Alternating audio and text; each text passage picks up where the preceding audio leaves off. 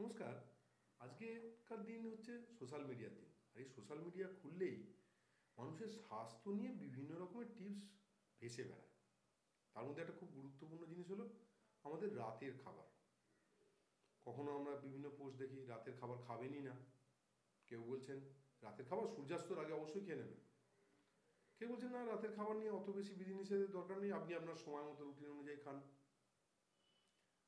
এই সব বিভিন্ন ধরনের পোস্টের ফলে সাধারণ মানুষ অনেক ক্ষেত্রেই কনফিউজড হয়ে পড়েন। আমি ডক্টর সৈকত ঘোষ আজকে এসেছি আপনাদের কাছে এই ধরনের সমস্যায় যাতে কনফিউজ না হয়ে পড়েন, তার আইডিয়ালি কী করা উচিত সেটা নিয়ে। প্রথমেই বলে রাখি, ট্রু আইডিয়াল বলে সব মানুষের জন্য কিছু হয় না। যেটা অধিকাংশ মানুষের ক্ষেত্রে সঠিক, সেটা কোনো মানুষের ক্ষেত্রে, বিশেষ ধরনের ক্ষেত্রে সঠিক নাও হয়ে উঠতে পারে। আমি আজকে যেটা বলতে চাইছি, প্রথমে সাধারণ যাদের কোনো রকম দীর্ঘমেয়াদী অসুখ যেমন ডায়াবেটিস, হার্টের সমস্যা বা কিডনির সমস্যা নেই, বা যাদের দীর্ঘদিন ধরে ডায়ালিসিস বা এই ধরনের কিছু করতে হয়, তাদের কথা ভেবে নয়। যাদের নর্মাল সুস্থ লাইফ লিড করছেন, তাদের জন্য আইডিয়ালি কী করা উচিত। এক্ষেত্রে আমি বলবো, আপনার রাত্রের খাবার বা ডিনারের টাইমটা আইডিয়ালি হওয়া উচিত আপনার শুতে যাওয়ার টাইমের অন্তত ঘন্টা চারেক আগে। মানে আপনি যদি ধরুন রাত্রি 10টার সময় শুতে যান কি, তাহলে আপনার ডিনারের টাইম ম্যাক্সিমাম 6টার মধ্যে সেরে নেওয়া উচিত। কোনো কোনো ক্ষেত্রে দেখা যায় যে আপনারা বলতে পারেন যে আমরা কাজ থেকে ফিরেই উঠতে পারি না অত আগে। হতে পারে, অবশ্যই হতে পারে, আমাদের যে কাজের চাপে আমাদের অনেক সময় ফিরতে দেরি হয়ে যায়। তো সেক্ষেত্রে যতটা তাড়াতাড়ি করতে পারেন, আপনার শোবার সময়ের সঙ্গে যতটা বেশি গ্যাপ রাখা যায়, তবে সেটা কোনো মতেই 5 ঘন্টার বেশি নয়, সেটাই আমাদের ক্ষেত্রে আইডিয়াল। এবার রাতের খাবারেতে কি খাওয়া উচিত? কোনোভাবেই অতিরিক্ত তেল মশলাজনিত খাবার রাতে না নেওয়াই ভালো।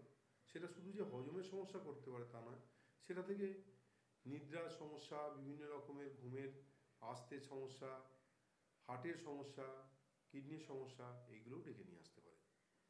2 নম্বর হচ্ছে আপনার রাতের খাবারে যেন সঠিক পরিমাণে কার্বোহাইড্রেট জাতীয় খাবার, যেমন ধরুন রুটি বা ভাত, সঠিক পরিমাণে প্রোটিন জাতীয় খাবার যেমন ডাল বা মাছ বা চিকেন, এবং পর্যাপ্ত পরিমাণে সবজি যেন অবশ্যই থাকে।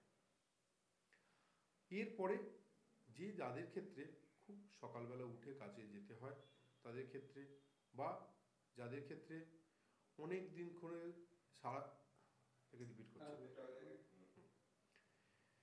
এছাড়া যেসব মানুষদের খুব সকালে উঠে দিন শুরু করতে হয়, বা যাদেরকে দীর্ঘক্ষণ একভাবে কাজ করে যেতে হয়, তাদেরকে বলবো একটা কথা, তারা শোবার আগে কোনো হালকা ড্রিঙ্কস, যেমন ধরুন একটু ছাতুর শরবত বা ধরুন কোনো প্রোটিন শেক, এগুলো খেতে পারেন।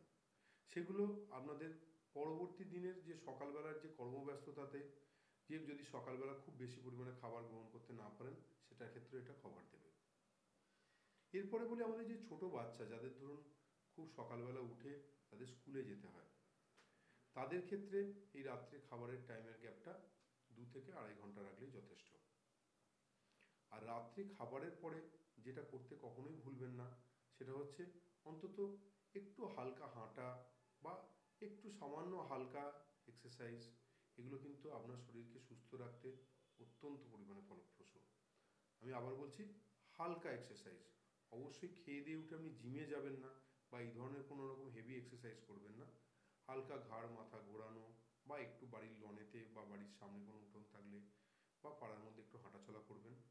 আর খাবার সঙ্গে একটা নির্দিষ্ট সময়ের গ্যাপ দিয়ে, মিনিমাম অন্তত 10-15 মিনিটের গ্যাপ দিয়ে অবশ্যই জল খাবেন। আর সারা দিনের মধ্যে খেয়াল রাখবেন যেন কখনোই খাবারের গ্যাপ খুব দীর্ঘমেয়াদী না হয়, সেটাও কিন্তু অজস্র সমস্যা ডেকে নিয়ে আসতে পারে। তবে সবার শেষে একটা কথা বলতে ভুলবেন না,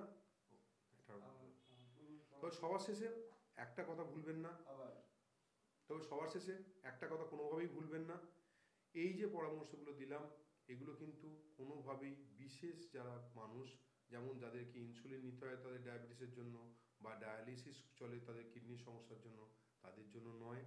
তারা অবশ্যই তাদের চিকিৎসকের সঙ্গে কথা বলে নিয়ে সেই অনুযায়ী তাদের খাবার পরিমাণ এবং সময় নির্ধারণ করে খাবেন।